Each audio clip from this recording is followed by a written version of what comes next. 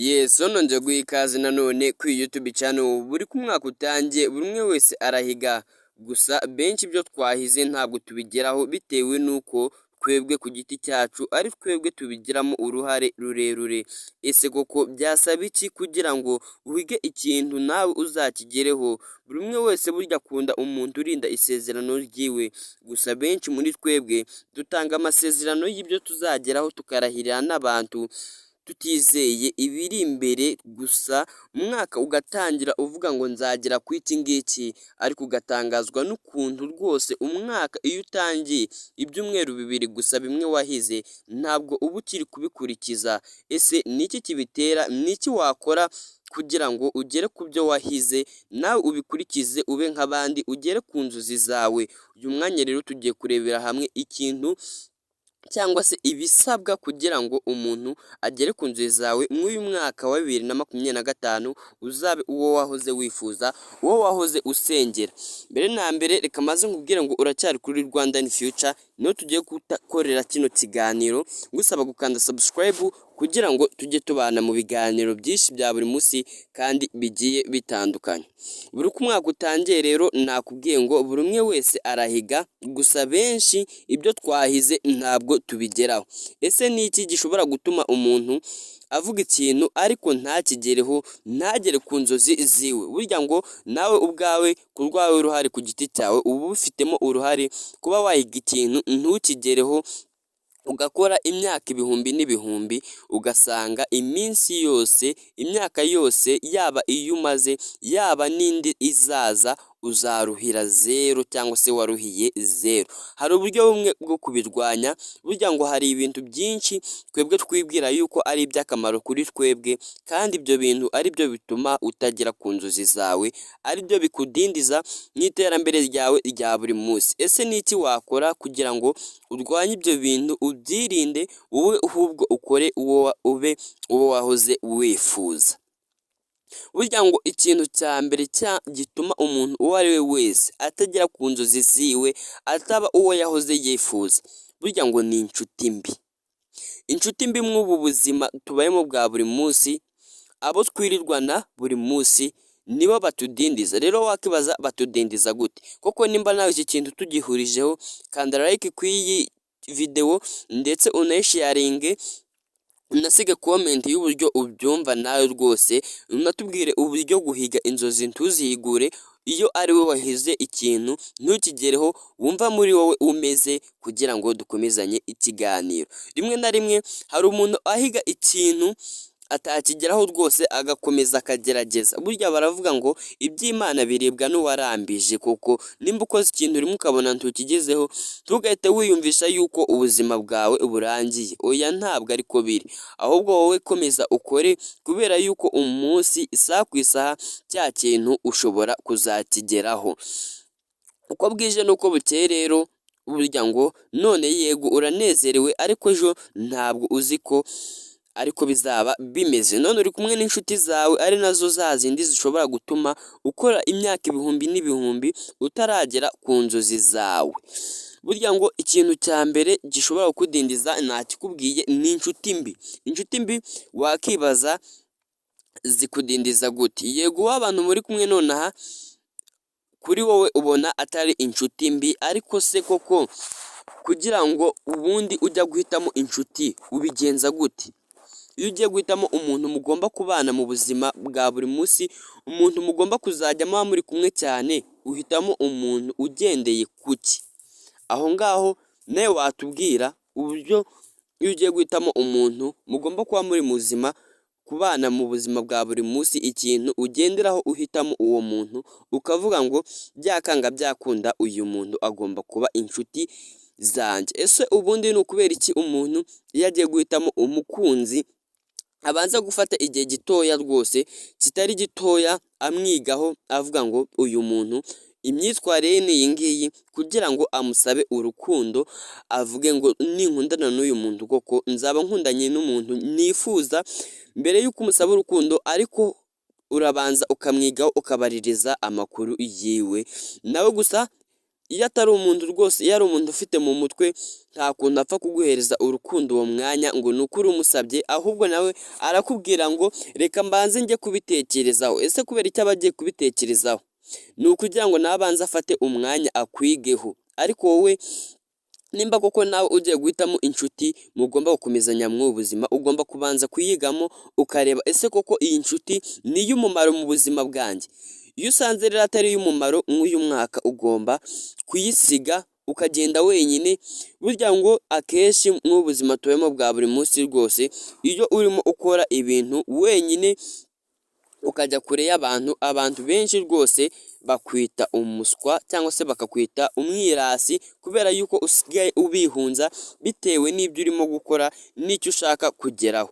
Ndabizi nuhunga abantu bitewe n'akazi ugiye gukora, abantu bazagutuka pe, ibi ngibi nibyo bazagutuka kandi bakubwire yuko nta kintu uzimarira, bakubwire yuko uri umuswa usigaye ubima umwanya. Ibi ngibi rero bitewe n'aho uri n'icyo ushaka kugeraho, ntuziyumve amagambo y'abantu ibyo bakuvugaho. Yego bazakwanga pe, kandi si bakeya bazanakwanga, ahubwo ni benshi cyane, kubera yuko utakibahereza umwanya ngo mugende. Nimba ari ukunywa inzoga, nimba ari ukunywa ibyo biyobyabwenge bitabi, wowe ntubahe umwanya, bazavuga yuko usigaye wirata kandi wahindutse. Bareke bavuge, kubera yuko ni wowe uzi icyo ushaka, ni wowe uzi icyo uharanira mu buzima turimo bwa buri munsi. Wowe jya ku ruhande rwawe ukore, buri kimwe cyose kizaza kandi kizazira mu gihe cyacyo gikwiye. Nimba rero nawe rwose ukimeze nk'abo bantu, uri kumwe n'abantu bameze gutyo, biyumvisha yuko nimba ari amafaranga mwabonye mugomba kujya kuyanywa inzoga, itabi, menya ngo nta hantu urimo ugana, umenye ngo ubuzima bwawe ntabwo buzagenda neza cyane. Burya ngo ubu buzima tubayemo, uruhande rumwe ni ibyishimo, urundi ni umubabaro. Nimba none koko we wishimye, ntufate umwanya wiyumvisha yuko n'abandi bose bishimye. Oya, hari abantu bababariye ku iyi si. Ese koko iyo wishimye, icyo kintu ujya ukireba uvuge ngo nimba njye nezerewe n'abandi bose ntabwo ariko banezerewe. Ujye ufata umwanya wibuke icyo kintu, uvuge ngo kuba nezerewe ntabwo ariko bivuze yuko n'abandi bose banezerewe. Ngo burya waba uri umukire cyangwa se uri umukene, uko waba umeze kose, icyo waba uri cyo cyose, buri muntu wese agira umunsi umwe yishima mu buzima bwiwe, n'undi munsi wose hakaza n'undi munsi ababara mu buzima bwiwe. Ntabwo ari we wavukiye guhora ubabaye, ubwo ndavuga wa wundi ahora akora ntagere ku nzozi ziwe. Burya ngo ibyo ngibyo wabirwanya, ni wowe bifite igisubizo. Ahubwo kora kandi ukore cyane muri uyu mwaka ubirwanye. Burya ngo uyu mwaka kugira ugere ku nzozi zawe, ugomba kubanza ukamera nk'uwapfuye, ukagira ibintu bimwe na bimwe usiga abantu bakakubura pe, abantu bakibaza ndetse n'iyo wagiye, ku buryo bamara igihe kinini barakubuze, yewe nk'amezi 5 agashira, abantu bakaba batazi iyo uba, batazi n'icyo uri gukora, ku buryo uzagaruka rwose wiryoheye umeze neza. Ariko nimba koko nawe utarimo ukora ibi ngibi, ukiri wa muntu wirirwa wicaye aho ngaho, wirirwa wicaranye n'inshuti zawe uvuga ngo ndi guharanira iki ngiki, amafaranga nkorera nayo kunywera nayo kurira, umenye yuko urimo wishuka nimba uri gukora utizigama. Umenye yuko nta hantu na hamwe urimo werekeza pe, umenye yuko uri kujya mu mwijima kandi cyane.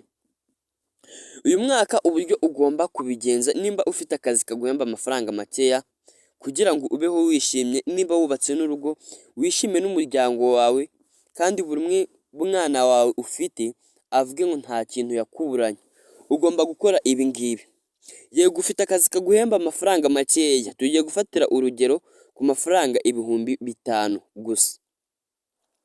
Ufite akazi kaguhemba amafaranga 5,000. Ese ibyo 5,000 kaguhemba koko ni amafaranga makeya cyane ku buryo utayakoresha unishyura inzu, unarya, ndetse ukabasha guhereza n'umwana wawe icyo yifuza? Yego tugomba kumenya ubushobozi bukeya dufite, imbaraga zabwo tukamenya yuko rwose turi abakene, ariko mu bukene bwawe ugomba kwihagararaho. Burya baravuga ngo kuba nta kintu umuntu ari gukora ntabwo bivuze yuko umwanya wose umushakiye uhita umubona. Rero nawe mu bukene bwawe, mu bushobozi buke bwawe ugomba gukora ibi ngibi nk'uko ngiye kubikubwira. Nubikora muri uyu mwaka wa 2025, uyu mwaka ntabwo uzagusiga uri imbwa. Wavutse wambaye ubusa, ariko uyu mwaka niwo mwaka ugomba kwambara nawe rwose ukavuga ngo mparanira ibi ngibi kandi ngomba kubigeraho. Ese koko ninde yakubwiye yuko umwana w'umukire ari we ugomba gupfa n'ubundi ari umukire?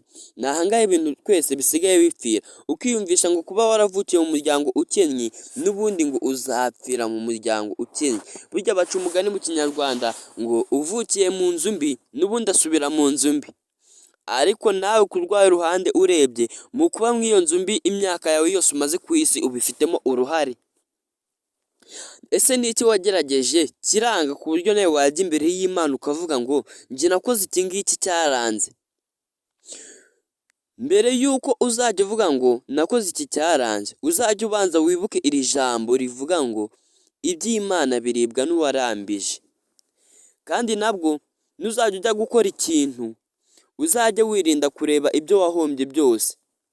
Burya ngo nusubiza amaso inyuma ukareba ibyo wahombye, imishinga yawe yahiye, uzamenye yuko n'icyo ugiye gukora nabwo uzacika intege hakiri kare, kubera yuko uzahita utangira kuvuga ngo n'ubundi ibi ngibi ntabwo ari byo bya mbere mpombye.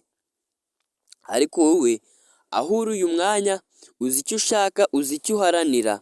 Nk'uyu mwaka warahize, nizere yuko umupangu wawe rwose nawe utazawuhagarikira ku byumweru 2 gusa uba ucitse intege nk'uko bikunze kugenda.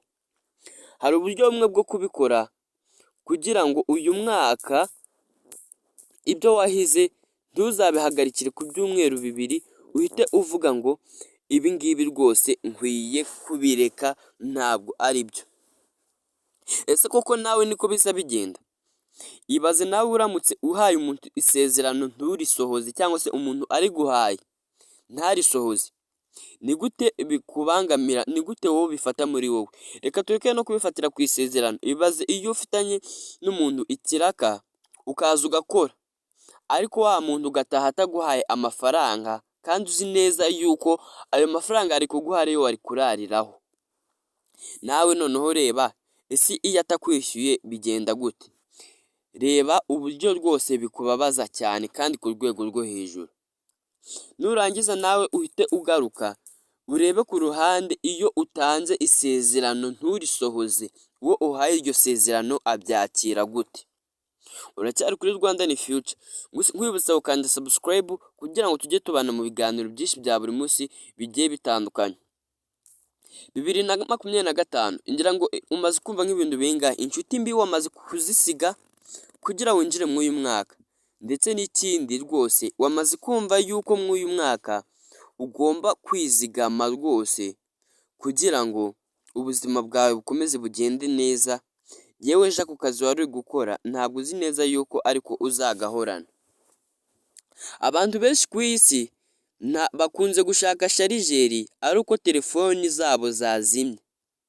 Ese ni ukubera iki we muri weho utashaka sharijeri mbere yuko ikuzimana? Bishatse kuvuga iki? Mbere yuko rwose ukora ibindi byose, banza utegure umupangu. Wirinde gutegura umupangu ari uko ubona ibintu byo rwose bikurangiranye.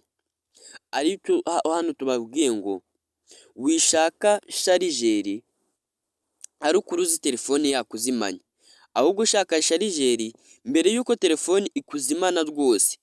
Nawe rero witegura umupangu ari uko uruzi ibintu byakuzambanya mu buzima tubayo bwa buri munsi. Wowe byuka mu gitondo ukore rwose, nabwo mbere yuko ushaka kujya gukora ikintu, banza ufate ikayi n'ikaramu wandike. Nubura ibisubizo 10 bigiye gutuma ukora icyo kintu, uzamenye yuko urimo wishuka. Ntuzakore ikintu na kimwe uvuga ngo uriya runaka yakigezeho, hoya, cyangwa se uharanira kuba nka runaka. Uzamenye yuko nabwo aho ngaho uba uri kwishuka, ahubwo wowe uzakore uvuga ngo ndashaka kuba njyewe wa nyawe, ntabwo nshaka kuba nka runaka. Uzirinde gukora ikintu icyo ari cyo cyose uvuga ngo ndashaka kuba nka runaka. Oya, nimba witwa wenda kamfatire urugero ku izina ryanjye, nimba witwa Obedi, kora uvuga ngo ndashaka kuba Obedi wa nyawe. Wirinde gukora uvuga ngo ndashaka kuba nka Jean Claude wenda. We kora uvuga ko ushaka guhamya izina ryawe, witwe uwo uriwe, wamamare uwo uriwe muri makeya. Wirinde gukora uvuga ngo ndashaka kuba nka runaka. Nimba koko nawe ari uko nguko bimeze kuri wowe, umenye ngo uri kwishuka. Nk'uyu mwaka ibyo ngibyo bisige. Wirinde gukora uvuga ngo ndashaka kuba nka runaka, ahubwo ukore uvuga ngo ndashaka kuba njyewe wa nyawe. Uko bwije n'uko bukeye ubuzima bugenda buhindagurika muvandimwe. Ibyo nakubwiye ngo ubu buzima tubayemo bw'uyu munsi burya ngo ni nk'igiceri. Uruhande rumwe ni ibyishimo, urundi ruhande ni umubabaro. Umubano buriya ngo umeze nk'amashanyarazi. Iyo uwuhuje nabi n'uwo muri kumwe biraguturikana rwose, ariko iyo ubihuje neza biguhereza urumuri. Burya ngo buri mubyeyi wese yashimishwa no kubona umwana yabyaye arimo akina, kandi umwana wese yabyaye yaza nka none akamubwira ngo fata aya mafaranga ugende ugure agasukari wenda. Ese koko nawe ibi ngibi ujya ubikora? Nimba utajya ubikora rwose uzamenye yuko ari ibintu bidashimisha umubyeyi wawe habe na gatoya, ari ibintu bimubabaza cyane kubona umunsi uko bwije n'uko bukeye, amanywa n'ijoro, wirirwa ukora ibintu bidafite aho biganisha. Ubu buzima tubayemo bw'uyu munsi, abantu benshi barimo biyumvisha yuko kuba afite amafaranga, cyane cyane abasore, amafaranga yiwe ari ayo kwambara, akaba atakora avuga ngo agure nk'ibati, ahubwo agakora afite inzozi zo kwambara ndetse no kugura telefoni ihenze, akiyumvisha yuko ibyo ngibyo ari byo bizamugeza kuba uwo yifuza. Aho ngaho rwose nimba uri umusore uri kumva iki kiganiro, umenye ngo nawe uri kwishuka cyane. Nimba ugikora ufite inzozi zo kuba uvuga ngo ndi gukora kugira ngo ure telefoni ihenze cyangwa uri pantaro ihenze, uri kwishuka. Ahubwo uri mu nzira ya nyayo ni wa wundi arimo akora avuga ngo arimo akora kugira ngo uri nk'ibati wenda, cyangwa se akora yizigama avuga ngo ndi guharanira iki ngiki byange bikunde nzakigeraho. Burya ngo iyo uguze imodokari ihenze, yego benshi birabababaza, ariko ku rundi ruhande rwose iyo hari ikintu wagezeho, yego benshi birabababaza kubera yuko batishimira iterambere ryawe, ariko iyo hari icyo wagezeho binezeza umubyeyi wawe, akavuga ngo nanjye umwana wanjye yageze ku iki ngiki, ni ibi ngibi nahoze nifuza umunsi ku wundi, amanywa n'ijoro. Ese wowe ni ukubera icyo utakishimira kumva mama wawe cyangwa se papa wavuze ngo nawe rwose wateye intambwe uyu munsi, wageze ku iki ngiki, wabaye uwo nahoze nifuza? Ibyo byose ni twebwe twakabiharaniye, gusa ntabwo tubibona. Rero muvandimwe, ubu buzima tubayemo bw'uyu munsi burahindagurika. Nimba rwose none uri muzima ufite imbaraga, wituma izo mbaraga zigupfira ubusa, ahubwo zifatiranye hakiri kare, uzikoreshe kandi uzikoreshe ibintu bitabangamira umuntu uwo ari we wese, ahubwo uzikoreshe mu byakugirira inyungu ndetse n'umumaro. Ese ni ukubera iki utakishimira kuba nawe rwose umubyeyi wawe yaza akagushimira akavuga ngo warakoze koko pe, ibyo wagezeho urabikwiye, cyangwa se wishimire yuko nawe umubyeyi wawe yagushimira wenda wamwubakiye nk'inzu wamwimuye aho yari atuye, ahubwo igihe cyose ugahora wishimira cyangwa se wumva mu matwi yawe umubyeyi wawe rwose akubwira ngo ntacyo uzigezaho, agutwena rwose akubwira ngo wabuze icyo ukora. Ni ukubera iki wabitega amatwi? Ahubwo we kora ku buryo umubyeyi waza akakubwira uri mu nzira ya nyayo. Burya ngo ntawe utakifuza ijambo felicitasiyo, warakoze, cyangwa se wakoze ijambo ryo gushimira nyine, wagize neza. Ariko benshi usanga mu byo bakora bya buri munsi bataba bakeneye iri jambo, ahubwo baba bisa nkaho ibyo barimo bakora ari ibibashora mu nzira twebwe tutazi, mu mwijima. Burya ngo nimba hari icyo ushaka kugeraho, ugomba kugira abanzi benshi. Nk'iki kiganiro rero reka turebere hamwe ibintu bigomba guhora ari ibanga kuri wowe ndetse n'abantu bigomba guhora ari ibanga kuri bo. Tunasoza ikiganiro cyacu reka nkwibutsa gukanda subscribe, nanakwibutsa gukanda like kuri iyi video ndetse usige na comment y'uburyo wumvishe iki kiganiro. Ibintu bigomba guhora ari ibanga kuri wowe ni umupangu ufite, yewe n'inshuti zawe mugendana ntabwo uba wemerewe kuzibwira umupangu ufite w'ejo hazaza, kubera yuko iyo uvuze iki kintu burya ngo uba uri kwishuka kandi uba uri kwishora mu mwijima ndetse bimwe ku rwego rwo hejuru. Inshuti zawe ugomba rwose kugendana rwose, ntabwo ngukuye ku nshuti zawe cyangwa nziguceho, oya ntabwo ari byo, ahubwo hari ibintu bimwe na bimwe ugomba kuzihisha bigahora ari ibanga. Ikindi ugomba guhisha umuntu uwo ari we wese mugendana nawe atagomba kumenya umubare w'amafaranga ufite nako. Ikindi ugomba guhisha umuntu mugendana buriya adakwiye kumenya ni amafaranga uhembwa ku kazi, kubera yuko nimba waramubwiye amafaranga uhembwa ku kazi, ejo nahura n'ikibazo akaza kukuguza, nta kundi uzabona aho uhera umwima ayo mafaranga, kubera yuko niwe wamubwiye amafaranga uhembwa yamaze kumenya ingano y'umushahara ukorera. Bityo ngicyo rero icyaba cyiza ni uko rwose umushahara ukorera ugomba guhora ari ibanga kuri wowe, uwibitseho ari wowe uzi amafaranga ukorera, ari wowe uzi ingano yayo wenyine. Rero uzirinde guhubuka. Ikindi mu gihe uri mu rukundo n'umukobwa uzirinde guhita umubwira amabanga yawe yose, ahangaha benshi niho bikunze kuzambera. Bityo ngicyo ugasanga agiye mu rukundo akoze ibintu atigeze ategura ndetse atigeze anategura, byose ari urukundo ruri kubimukoresha. Nimba ari uko nguko nawe rwose bimeze kuri wowe, uzamenye yuko urimo wishuka, ndetse wibuke yuko mu buzima bwawe ugomba kuba uri umuntu wo kwibazwaho. Nimba ari umukobwa mukundana rwose agomba guhora kwibazaho, ubundi yibaza ngo uriya muntu ni muntu bwoko ki, akora iki. Nimba koko utajya uharanira icyo kintu, ahubwo witanguranwa rwose imbere y'umukobwa uzumubwira plani zawe, burya uzamenya aho ngaho rwose ko nta n'urukundo ruhari. Oya, wewe ahubwo ceceka, ntuzi icyo uharanira, uzi uwo ushaka kuba we. Kora nurangiza witurize, ujye kure y'abantu, abantu bazakubwira warabanze, yego nibyo, ariko bizaba bifite ishingiro kubera yuko hari icyo uzaba ushaka kugeraho kandi uzakigeraho. Ntawe ukuzanye n'umwe ku iyi si, ni nayo mpamvu nta n'ugomba kugutegeka. Burya ngo umuntu yaguhindura, ariko nta muntu rwose ugomba guhindura ikikurimo indani muri wowe. Wirwanya ijwi rwose rikuzamo kenshi, ryumvire, kubera yuko nuryumvira